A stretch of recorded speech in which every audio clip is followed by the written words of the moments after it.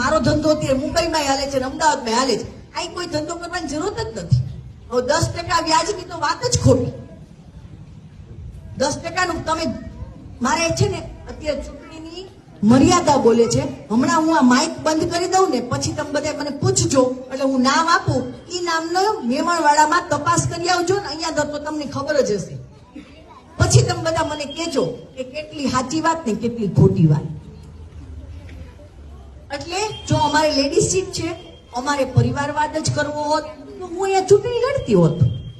પણ અમે પરિવારવાદ નથી કરવા માંગતા.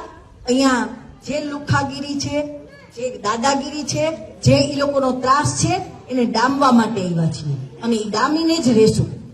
એ વાતનું પણ અમે વચન આપીએ.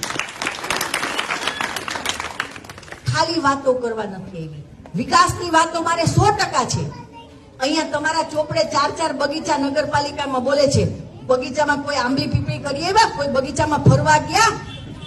હજી પાછું આજે મેં સાંભળ્યું કે રિવરફ્રન્ટ બનાવશું. પણ ભાદર નદીમાં રિવરફ્રન્ટ બને એમ છે?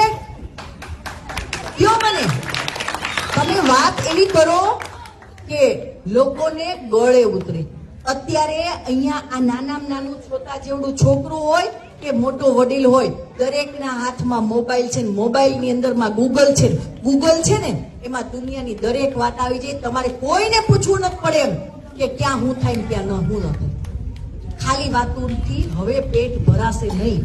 હવે તો મત માંગવા હોય, કામ કરવું હોય તો જ મત લોકો આપશે.